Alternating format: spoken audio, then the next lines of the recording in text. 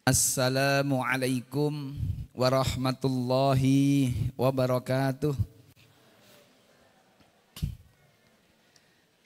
Innal hamdalillah nahmaduhu wa nasta'inuhu wa nastaghfiruh wa nastahdihi wa natubu ilaihi wa na'udzu billahi min sururi anfusina wa sayyiati a'malina. May yahdihillahu fala mudhillalah wa may yudlil fa ulaika humul khasirun. Asyhadu an la ilaha illallah wahdahu la syarikalah wa asyhadu anna Muhammadan abduhu wa rasuluhu la nabiyya wa la rasula ba'dah. Allahumma salli ala sayyidina wa habibina wa syafi'ina wa qudwatina Muhammadi wa ala alihi wa ashabihi wa man tabi'ahu bi ihsani ila yaumil qiyamati.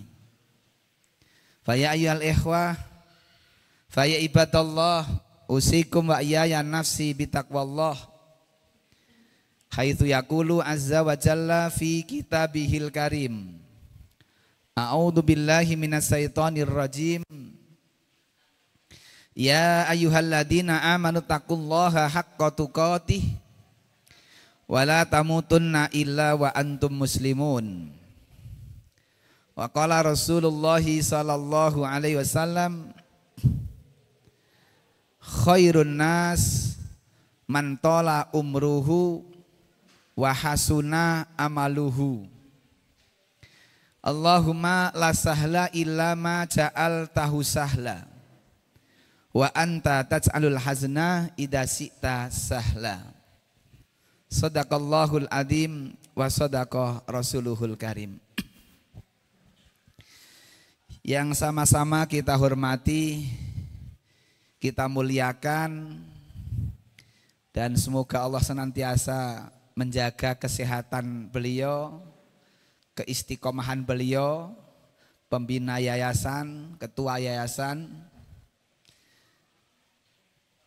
Subulus Salam Nusantara, para asatidzah, ustadz dan ustadzah, yang mudah-mudahan Allah Subhanahu wa ta'ala memberikan kekuatan, kesabaran, menyiapkan para generasi-generasi yang peduli dengan nasib Islam dan kaum muslimin.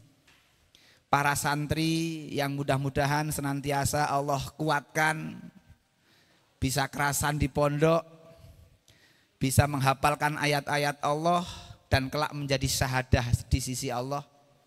Para bapak ibu, hadirin hadirat yang mudah-mudahan senantiasa mendapatkan curahan rahmat dari Allah Subhanahu wa ta'ala. Sungguh kita harus bersyukur, sore hari ini Allah izinkan kita untuk kembali bersama-sama hadir meningkatkan kualitas ilmu dan kualitas iman. Mudah-mudahan Allah memudahkan kita semua untuk bisa menambah ilmu, apalagi nanti mengamalkannya.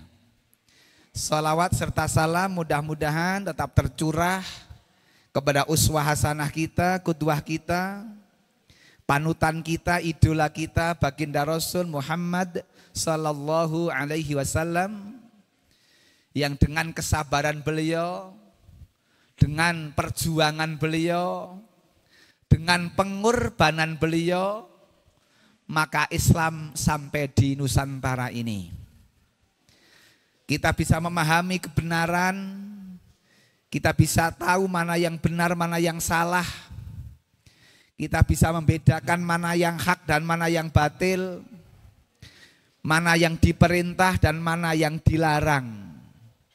Sebab perjuangan beliau, kesabaran beliau membina umat.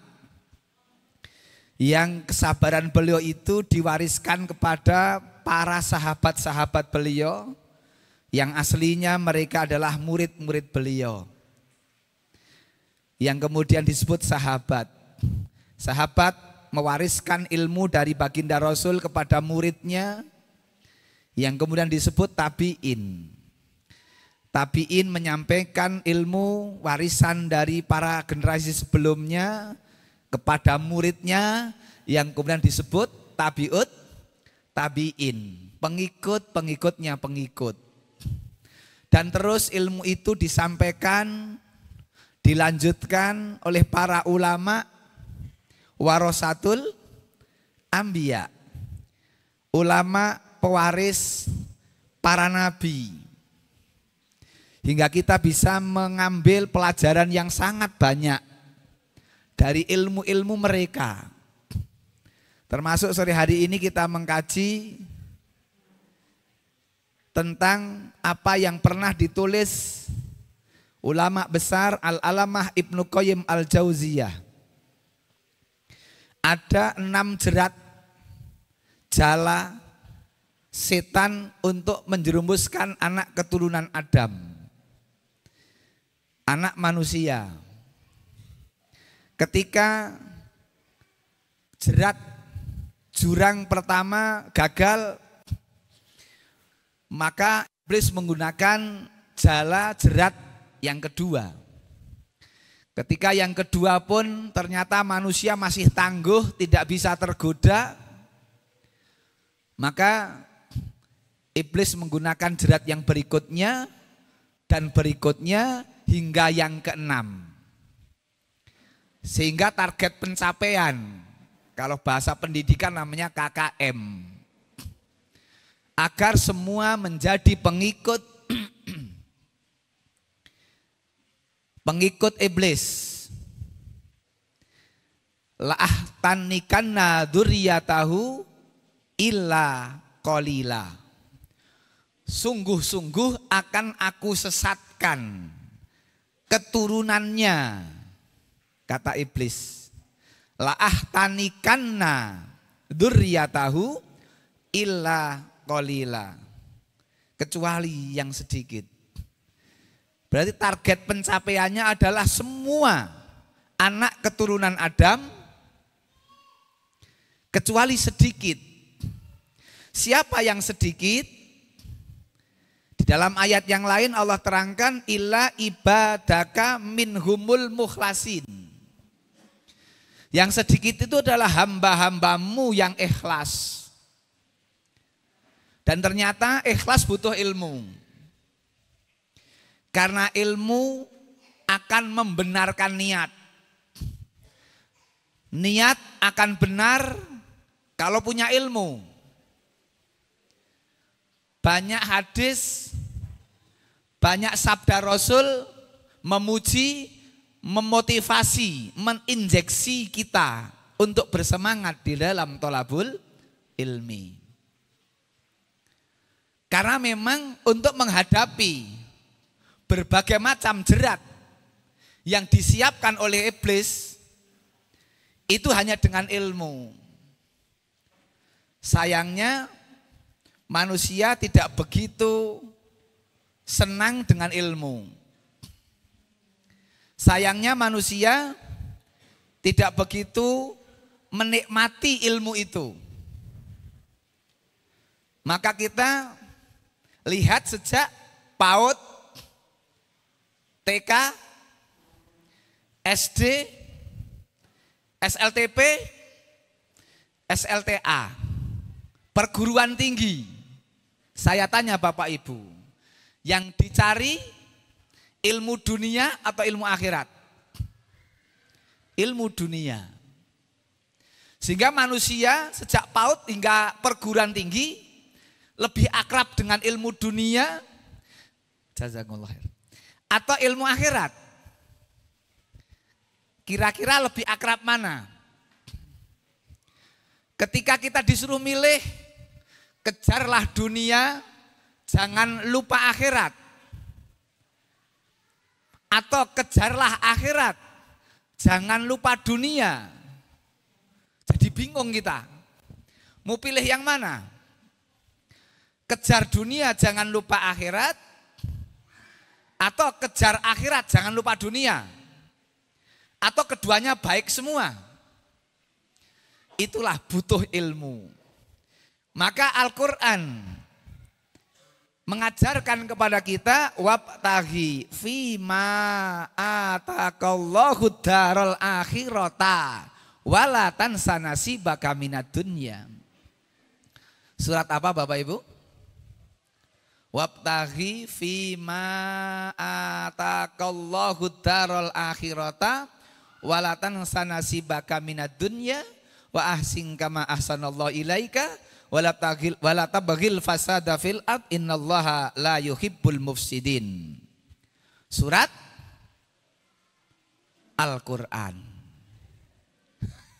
Mesti benar ya surat Al-Qur'an. Surat Al-Qasas ayat 77. Allah membimbing kita. Wabtaghi fima atakallahu darul akhirah. Kita disuruh mencari darul akhirah, kehidupan akhirat, negeri akhirat. Wala tansa nasibaka minad dunya. Tapi tetap jangan lupa dengan keadaan kita di dunia. Maka konsepnya kejar akhirat, jangan lupa dunia. Mudah-mudahan para bapak, para ibu, sore hari ini kita termasuk yang berusaha itu. Di tengah-tengah kesibukan kita mencari dunia, di tengah-tengah kita berupaya mencari ma'isyah, tetap kita hadir dalam majelis ilmu. Baik Bapak Ibu sekalian, saya meneruskan kajian yang lalu. Dari doa yang diajarkan Nabi, 3 cinta. Yang belum selesai adalah yang ketiga. Allahumma inni as'aluka hubbaka wa hubba man yuhibbuka.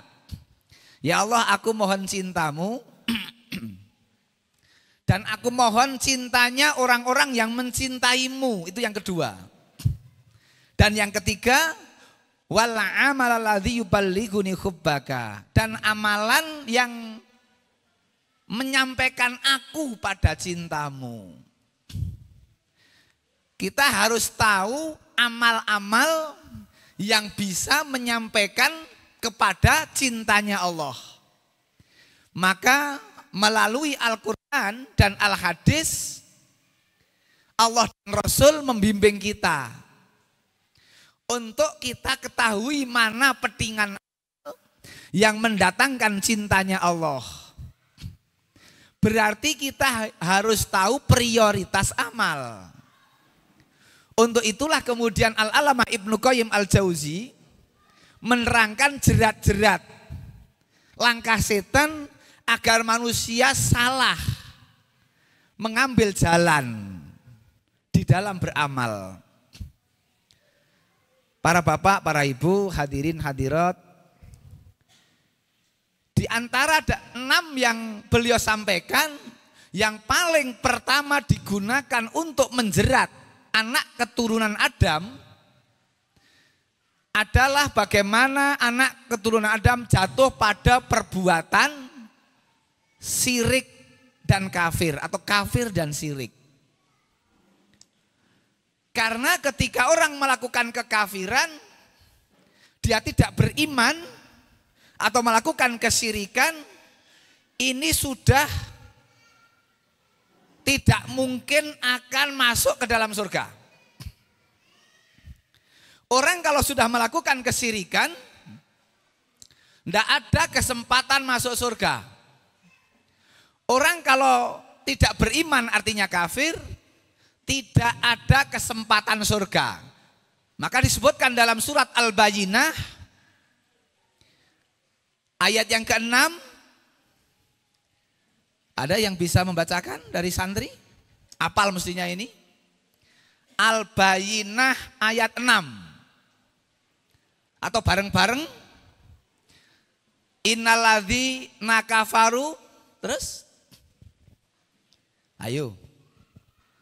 Innalladzina kafaru min ahlil kitab. Terus? Wal kemarin enggak bisa, sekarang lupa. Mosok begitu sih gitu. Apa ayat suratnya? Surat Al-Bayyinah, betul kan? Innalladzina kafaru min ahlil kitab. Terus? Wal musrikin. Terus? fi nari jahannam khalidina fiha. Orang kalau sudah melakukan kesyirikan, bentuk-bentuk kekafiran, khalidina fiha, tidak akan pernah mendapatkan kesempatan masuk surga. Maka target jerat pertama, langkah-langkah setan agar manusia melakukan kekafiran, melakukan kemusyrikan dengan berbagai macam cara. Dan ini yang paling berat. Maka kemarin diakhiri dalam kajian kita beberapa pekan yang lalu, Rasul sampai bersabda dalam hadis Muslim, hadis sahih. Mana saja seorang muslim yang kemudian dia meninggal dunia disolati 40 orang fayakuna rojulan, disolati oleh 40 orang la yusrikuna billahi syai'an. 40 orang itu tidak mensekutukan Allah sedikit pun. Tauhidnya bagus. Kalau dalam surat Al-Quraisy, fal ya'budu rabb hadzal baitnya bagus. Ubudiyahnya kepada Rabb hadzal bait, kualitas tauhidnya tidak diragukan. Maka orang yang meninggal dunia disolati 40 orang itu safahumullahu fi, kata Rasul. Allah izinkan kepada 40 orang itu untuk menerima doanya, untuk memberi pertolongan kepada si jenazah, si mayit. Tidak butuh banyak-banyak, 40 saja ahlu tauhid. Tidak takut dengan hari, tidak takut dengan perhitungan-perhitungan. Nah, ternyata masih banyak yang takut dengan hari. Kenapa bulan besar, bulan Dzulhijjah dengan bulan Muharram, bulan besar dengan bulan Suro, manusia khususnya di Jawa memperlakukan berbeda. Ini para bapak, para ibu, kalau lari-lari belum ngerti nih. Kemarin besar hajatan luar biasa.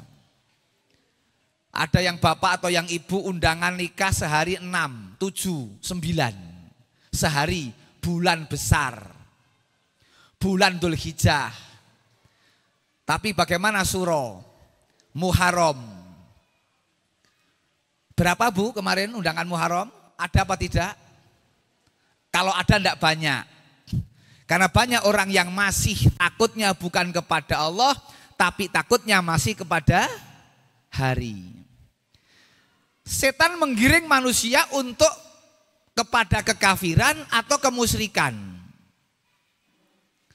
Nanti ayat lain menerangkan, surat Al-A'raf ayat yang ke-27. Gimana bunyinya?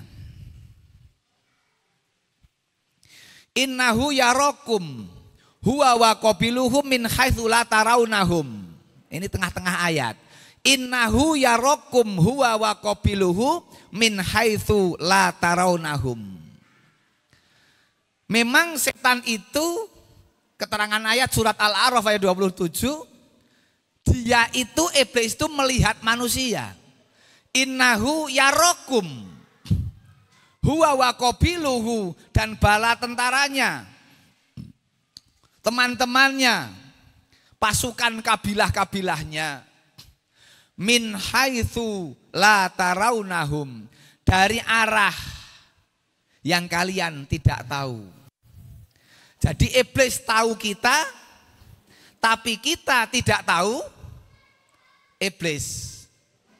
Kita ini berhadapan dengan lawan, kita ini bermusuhan dengan musuh, yang musuh tahu posisi kita, tetapi kita tidak tahu posisi mereka.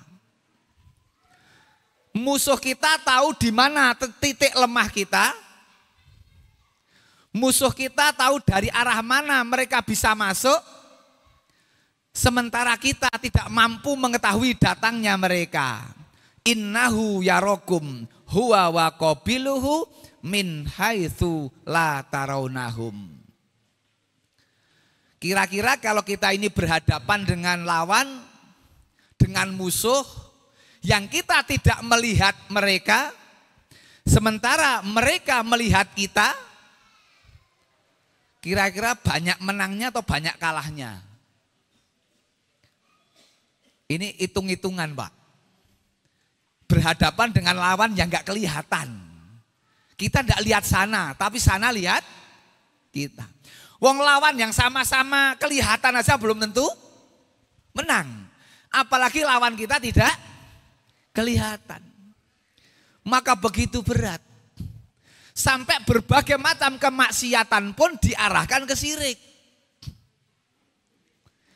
Sampai berbagai macam yang namanya dosa-dosa, baik dosa besar atau dosa kecil, itu diarahkan kepada syirik. Ketika orang senang dengan judi, setan tidak membiarkan judi. Begitu saja karena judi dosa besar misalnya. Tapi bagaimana target pencapaiannya adalah syirik, kafir. Keluar dari Islam, keluar dari keimanan. Maka mereka datangi, bisikan-bisikannya bagaimana mereka melakukan kesyirikan. Maka kadang mereka mengajak, membisiki untuk datang ke tempat-tempat tertentu, untuk percaya pada tempat-tempat tertentu. Dia membisikkan datang ke makam-makam tertentu, kuburan-kuburan tertentu, untuk punya niat tertentu. Maka akhirnya menjamur makam-makam, menjamur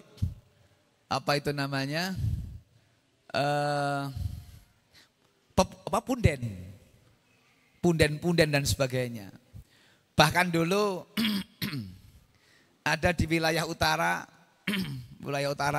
Pulau Jawa, pinggir laut utara, masjid itu didirikan di tempat, kalau bahasa Jawanya rowo. Kalau di Temanggung berarti ngerowo itu. Ngerowo itulah rowo. Masjid didirikan di rowo, di Uruk.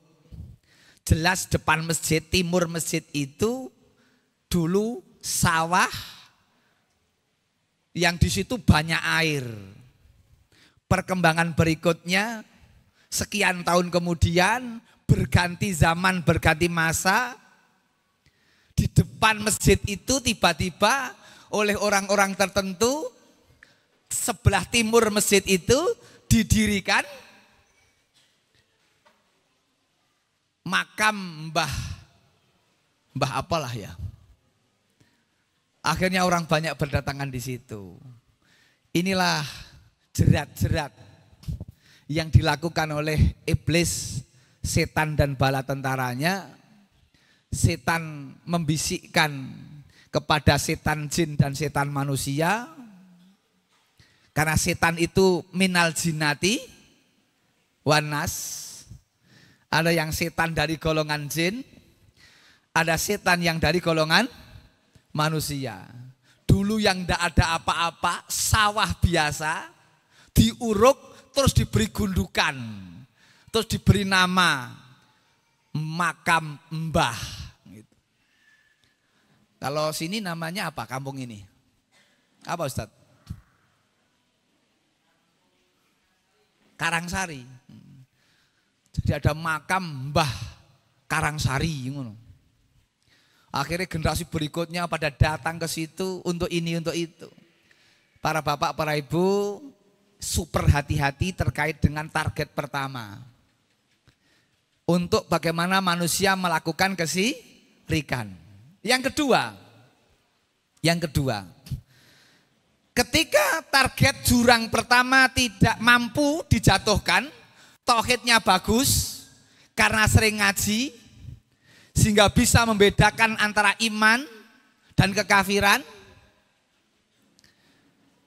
bisa membedakan antara kesyirikan dan ketauhidan, tetap tidak bisa digoyang. Setan menggoda dengan yang kedua. Yang kedua adalah agar manusia melakukan amalan-amalan yang tidak sesuai dengan sunnah. Agar manusia melakukan amalan yang tidak pernah diajarkan Nabi. Melakukan ibadah-ibadah yang tidak pernah dicontohkan Nabi. Jauh meninggalkan sunnah, dia puas dengan melakukan yang tidak sunnah. Maka Imam Malik rahimahullah sampai kemudian menerangkan hal ini, bahwa setan itu lebih senang orang melakukan perbuatan yang tidak sunnah daripada manusia melakukan perbuatan dosa besar. Maka nanti jerat setan yang ketiga adalah dosa besar. Jadi bukan dosa besar diletakkan di nomor 2, tapi justru dosa besar diletakkan di nomor 3. Kenapa? Orang melakukan dosa besar dia sadar. Orang yang berzina itu tahu kalau zina itu haram. Orang berzina itu tahu kalau itu dilarang. Orang tahu bahwa membunuh itu tidak boleh. Orang tahu kalau berbuat durhaka kepada orang tua itu dosa besar dan dia tahu. Tetapi orang tidak tahu kalau melakukan perbuatan yang tidak sunnah, itu dia tidak tahu kalau itu tidak sunnah. Dia meyakini yang dikerjakan itu sunnah. Inilah jerat kedua. Maka sulit mengingatkan orang-orang yang nikmat dengan perbuatan yang tidak sunnah. Dia senang dengan perbuatan amalan yang Rasul tidak pernah mencontohkan. Dia puas sekali dengan amalan itu. Ini jerat yang kedua. Dia bangga, bahkan diwariskan, bahkan dikembangkan sesuatu yang tidak sunnah tersebut. Jadi banyak orang yang hati-hati. Mestinya kita ini beramal, beribadah hanya kepada Allah. Betul, itu tidak syirik. Orang ada yang tidak melakukan syirik, menyembah kepada Allah. Tetapi cara menyembah Allahnya yang keliru. Cara, metodologi, kaifiyahnya tidak sebagaimana yang diajarkan Nabi. Ini yang keliru. Memang dia menyembah Allah, itu la ilaha illallah. Tetapi ketika cara menyembah Allah tidak Muhammad Rasulullah, ketika menyembah Allah tidak sesuai dengan cara Rasul Muhammad, tidak bisa diterima. Fudail bin Iyad, ulama besar, yang mantan preman dulu, maka beliau mengatakan, ibadah itu kalau ikhlas mencari ridho Allah, tapi caranya tidak sebagaimana cara yang diajarkan Rasulullah, maka ibadah tidak diterima. Atau sebaliknya, di dalam cara beribadahnya sesuai dengan cara yang diajarkan Rasulullah, tapi salah niat tidak untuk Allah juga tidak akan diterima. Maka ibadah itu harus benar cara dan benar niat. Caranya menurut petunjuk Rasulullah, niatnya hanya untuk mencari ridho Allah.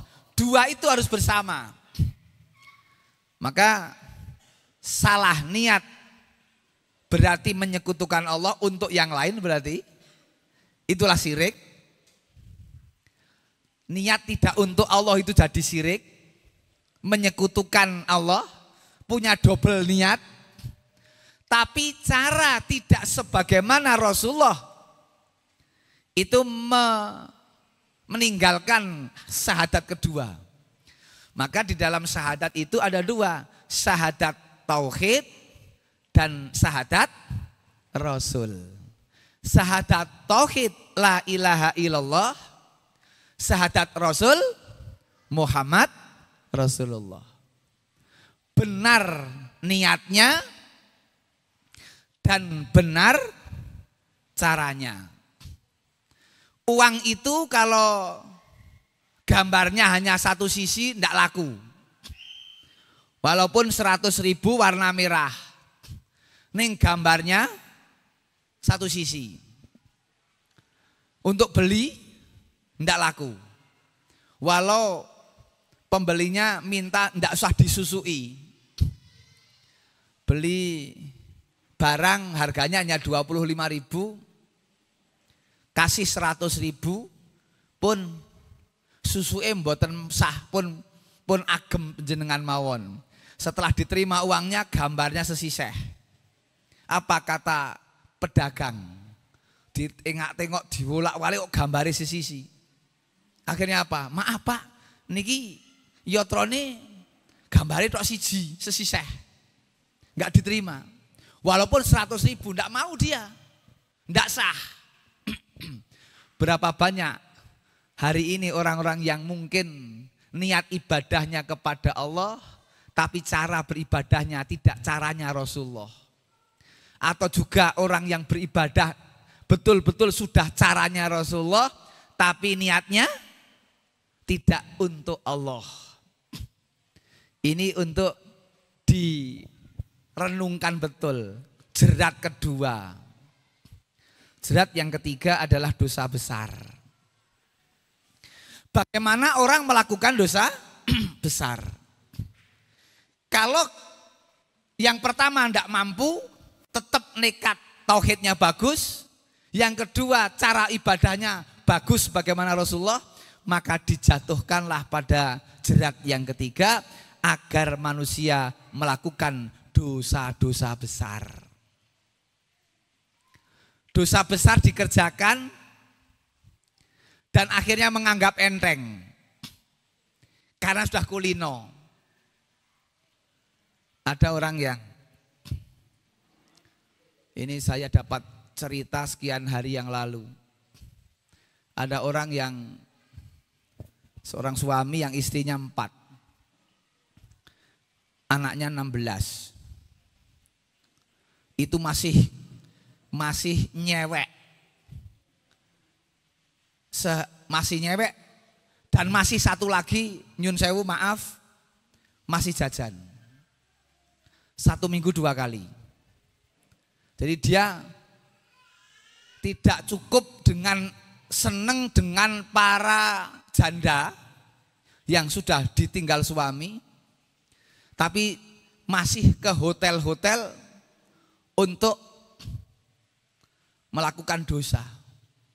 1 minggu 2 kali. Biaya untuk itu paling tidak 1 bulan 8 juta. Inilah dosa-dosa yang orang dan mengaku Islam dan tidak tahu. Masih banyak orang yang nggak ngerti itu. Orang melakukan dosa besar tidak sadar bahwa dia melakukan dosa besar. Itu dari zina. Belum yang lain. Mungkin birrul walidain. Mungkin yang lain, bahkan membunuh. Ini terjadi karena memang ketika orang itu mungkin tidak pernah berbuat dari sisi tauhidnya bagus, dari sisi agamanya mungkin sholatnya dan sebagainya masih bagus, Allah jatuhkan pada perbuatan yang lain. Ada orang yang jatuh pada perbuatan dosa besar. Dia memang tidak pernah minum minuman keras. Dia tidak pernah mungkin mencuri dan sebagainya, tapi dia luar biasa dalam urusan yang namanya zina. Allah Allah Subhanahu wa taala mengingatkan kepada kita untuk super hati-hati dalam hal ini. Karena memang manusia punya nafsu. Dan inilah nafsu yang namanya nafsu la ammaratum bisu. Nafsu yang mengajak kepada sayyi. Yang kemudian disebut namanya nafsu amaroh. Kalau dalam Al-Quran nafsu itu ada 3. Nafsu amaroh, nafsul lawamah, dan nafsul mutmainah. Nafsu amaroh, syahwat, yang mengajak kepada keburukan, su. Nafsu lawamah, ini kadang masih sering kita lakukan karena kita merasa gelo. Ketika ada perbuatan baik kita tidak bisa berbuat baik, itu gelo, ini lawamah. Ketika ada teman-temannya bisa ngaji, kita nggak ngaji, itu kita gelo, ini bagus. Bukan ketika kita ada undangan ngaji mencari celah-celah untuk pamit gitu loh. Kadang-kadang ada undangan ngaji kan kita mencari dalil untuk pamit. Mencari dalil yang tepat untuk gaib gitu loh. Nah ini bukan lawamah itu. Kalau lawamah itu ada kebaikan tapi kita tidak bisa berbuat baik, itu gelo. Itu lawamah, gelo.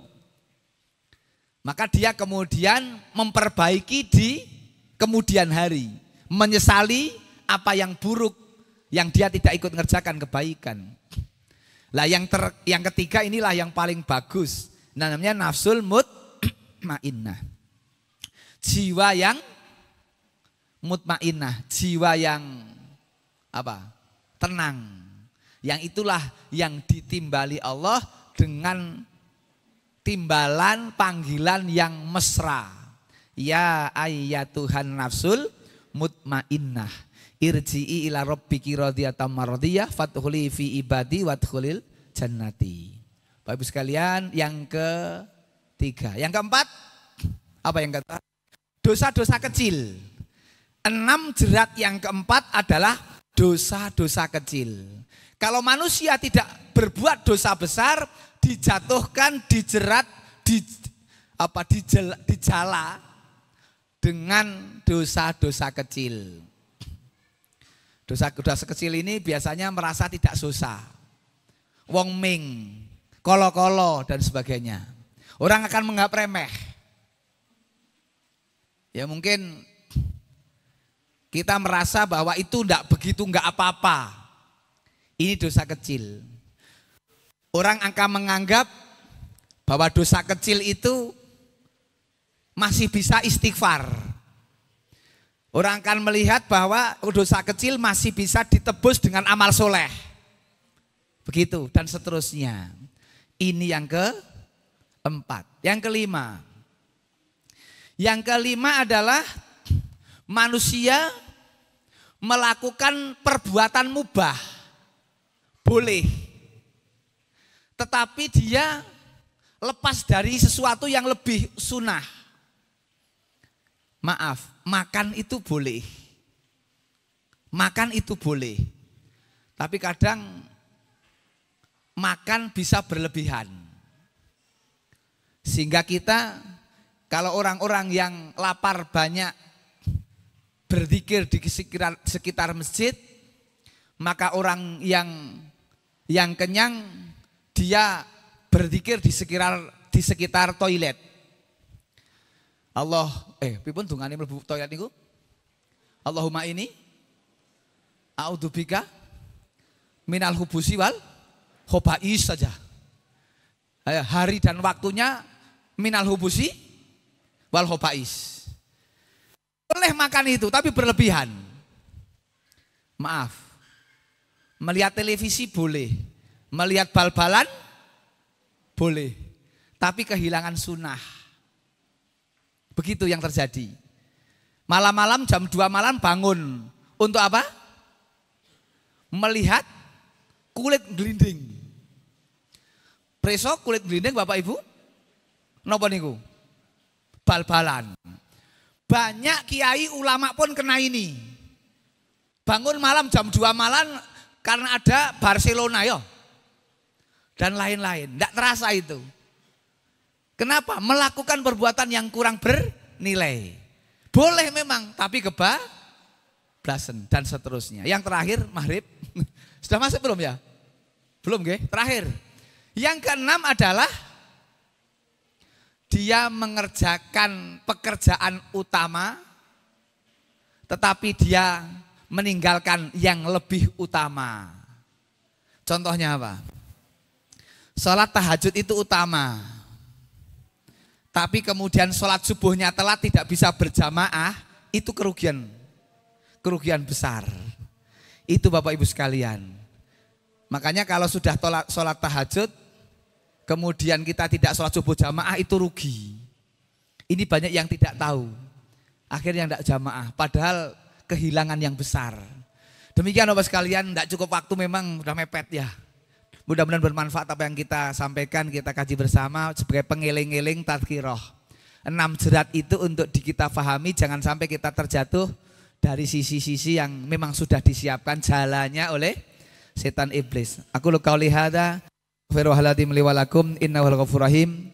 Subhanakallahumma wa bihamdika, asyhadu alla ilaha illa anta, astaghfiruka wa atubu ilaik. Assalamualaikum warahmatullahi wabarakatuh.